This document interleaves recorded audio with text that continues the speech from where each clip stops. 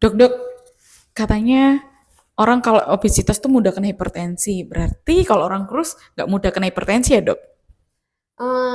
Oke, kita bahas. Menarik ini.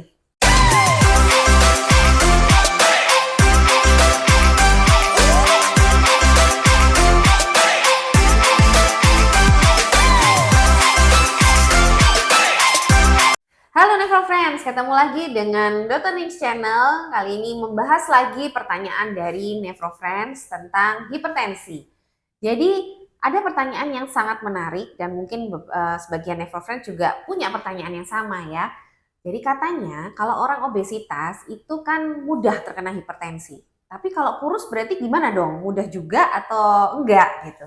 Nah, kalau kita bicara ilmu kedokteran itu sebenarnya bukan ilmu pasti. Artinya bukan 1 tambah 1 sama dengan 2, itu enggak.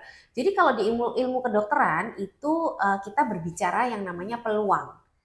Jadi apakah orang dengan obesitas memiliki peluang yang lebih tinggi untuk terkena hipertensi?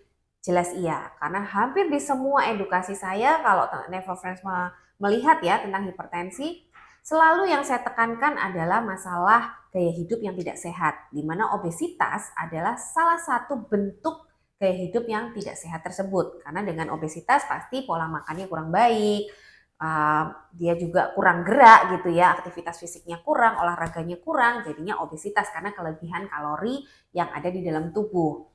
Jadi sebetulnya dari itu aja kita sudah bisa lihat bahwa peluang itu bisa menjawab pertanyaan tadi. Nah, balik lagi ke pertanyaan orang kurus tadi ya. Apakah orang kurus jadinya nggak mudah terkena hipertensi? Ya sebetulnya mudah jawabannya ya. Peluangnya jelas lebih kecil ya dibandingkan kalau orang itu obesitas. Tapi ada tapinya nih. Nefrofil selalu ingat ya bahwa hipertensi itu kan ada dua macam. Ada hipertensi esensial atau hipertensi primer dan ada yang namanya hipertensi sekunder. Kalau hipertensi esensial atau hipertensi primer memang sebagian besar dipengaruhi oleh gaya hidup. Jadi orang obesitas itu akan lebih mudah terkena hipertensi esensial. Tapi kalau yang sekunder, nah sekunder ini sebetulnya bisa jadi tidak ada kaitannya dengan gaya hidup karena hipertensi sekunder itu disebabkan oleh penyakit-penyakit yang gak ada hubungannya sama berat badan, gak ada hubungannya sama gaya hidupnya. Misalnya penyakit-penyakit hormonal, ya penyakit-penyakit hormonal, terus penyakit ginjal misalnya yang tidak ada kaitannya dengan hipertensi duluan, jadi penyakit ginjal yang primer mengenai ginjal itu juga bisa menyebabkan hipertensi yang sifatnya sekunder. Artinya hipertensi itu muncul akibat penyakit lain, di mana penyakit lainnya ini tidak ada kaitan dengan gaya hidup, misalnya karena kaitan dengan genetik. Nah, kalau itu akhirnya mau orang itu gemuk, mau orang itu kurus, ya tetap aja peluang untuk mengalami hipertensi ya akhirnya sama kalau hipertensi sekunder.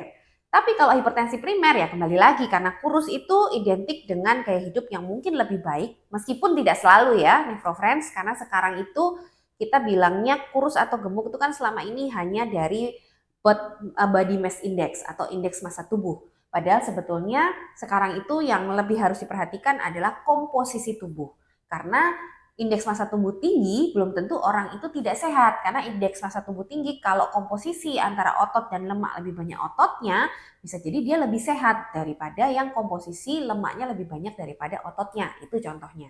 Jadi gitu ya Never Friends penjelasannya, saya rasa mudah dipahami. Yang jelas kalau misalnya mau menurunkan peluang untuk terkena hipertensi esensial ya jangan sampai kalian obesitas.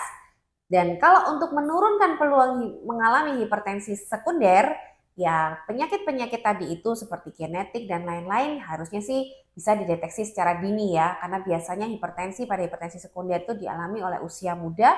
Jadi kalau usia-usia muda tidak ada faktor resiko obesitas dan gaya hidup, segera konsultasi ke dokter, segera konsultasi ke dokter ahli untuk mencari penyebab hipertensi sekundernya.